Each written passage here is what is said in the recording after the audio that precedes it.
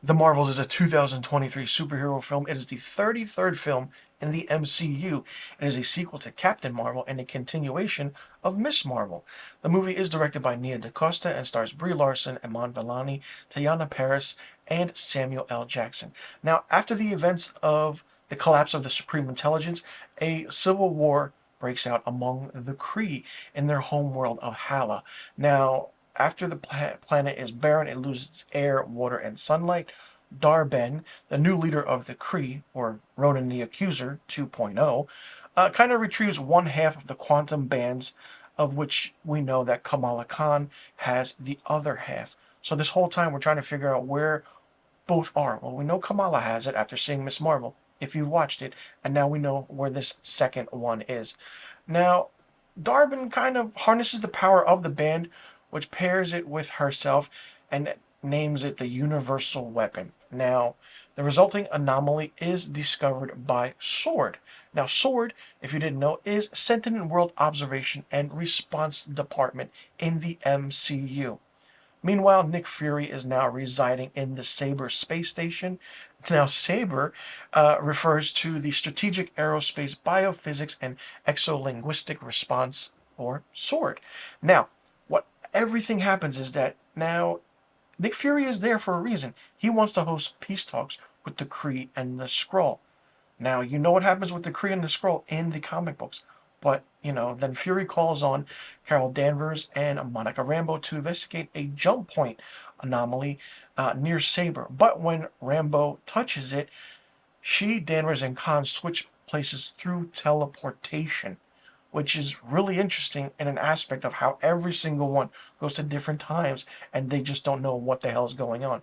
Now, the groups somehow figure out that this light-based power of all three of them, what Carol Danvers, Monica Rambeau, and Kamala Khan have, are linked through a quantum entanglement, and that they switch places when any of them use their own power. So if Kamala uses it, she switches with Captain Marvel. Captain Marvel switches with Kamala, back and forth. Now, the whole aspect of this is interesting. The movie is just not what it is. It's not, doesn't feel cohesive. It felt rushed. The movie is 105 minutes long. You could have pushed this movie to 2 hours or 2+ hours, and you would have got a whole lot of much more detail out of what this film should be. I mean, is it great? No, it's not. It just doesn't feel cohesive enough. The only character that I enjoyed was Iman Vellani as Kamala Khan. Didn't like her in the Miss Marvel series. I felt like we were just being introduced to her. We have to get to know her. Okay, that's fine. But I feel like she's the only one that kind of matured in a way. We see Brie Larson, Carol Danvers, Captain Marvel, going through everything that happened with when she was introduced in her own film. And now we see Monica Rambeau, who was in WandaVision, who had a great character arc. But then, when are we going to see her again? We see her again in this. And then it just fell flat. I feel like the writers didn't know what to do, did not have any aspect, and I feel like Samuel L. Jackson is just there to be Nick Fury, to be Nick Fury. I mean, it doesn't move the story along or the process along.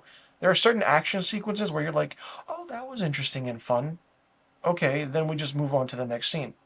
No constitute of explanation or whatever it is. But then we also have certain aspects of Dar-Ben, who is a Kree warrior and feels like Ronan the Accuser 2.0 from the Guardian of the Galaxy movies. Great action sequence between Carol Danvers, Monica Rambeau, Kamala, and Dar-Ben. Great scene. But the ending just didn't feel like it's a process. And then when Danvers flies into a certain space kind of planet, or I want to say, that burns, I was like, wow, she has that much power. Like, who is the most powerful being in the MCU? That's a question that needs to be answered as well. Now, not only that, we see that certain aspects of why is there a cat? Why the cats? Why? I feel like it was forced comedy. It didn't make any sense. It was like, oh, okay, we've seen that before. Great, move on. No, it's not the best Marvel movie. It's rushed, didn't feel done, and it felt like it left a lot of things out. Now, I do want to say there is a mid-credit scene. Now, if you don't want to know the mid-credit scene, then stop watching. This review ends for you right now. But if you want to continue it, then I will give you the mid-credit scene of what it is, and even some of the ending to save you some time. Now, after the team up of, how Kamala Khan enjoys her life now, she kind of seeks out other heroes to form a new group, or in my opinion, the Young Avengers. And she starts off with Kate Bishop. Yes, who you may know from Hawkeye. Haley Steinfeld reprises her role from Hawkeye, and it's great to see her back as Kate Bishop because the character in that series was phenomenal, fantastic. It was fun, it was great. And then we're like, when are we going to see her again? This is when you see her again. It's short-lived. Okay, and then we move on. There is a mid-credit scene. Now, Monica Rambeau awakens in a parallel universe. So once again, parallel universes, multiverses, what is happening? Where she is kind of greeted in a way by an alternate, different version of her mother, Maria. And then, guess who comes in? Hank McCoy, the Beast from X-Men. Yes, and it's Kelsey Grammer from X-Men The Last Stand. But it's not him in prosthetics. It's like a weird CGI mock-up that kind of resembles the 1990s animated Beast, which is fine. Okay, that's fine. But, okay, and then that's it. Like, how are you teasing the X-Men in such a poor way? Like, you say that Kamala is a mutant in Miss Marvel. Then you play the X-Men 90s theme song. Do-do-do-do-do. Okay, great. Nice little Easter egg. Then we see Hank McCoy now. Great. Are we going to see more of these characters? The X-Men. Who else are we going to see? We see Patrick Stewart as Professor X in Doctor Strange in the Multiverse of Madness. That was fine. But it was wasted. This movie was wasted. I don't know what to think. Give me the Loki writers room and the WandaVision writers room. Put them together and have them write out the rest of the MCU, be it the movies and the TV shows, where it's cohesive, it makes sense. Marvel's losing its edge. It really, really is. And that's a sad thing to see. I feel like after the events of Endgame, they didn't know what direction they were going in. And with what's been coming out about Marvel overworking their workers and everything, it's just, I don't know. How long will this go on? You better make some adjustments because it's not going to be the same anymore. And you're going to lose your fans. Of course, yes, I'm a Marvel fan. I love Marvel movies. I love everything about it. But when it's different and feels weird and it's not working, you got to do something about it.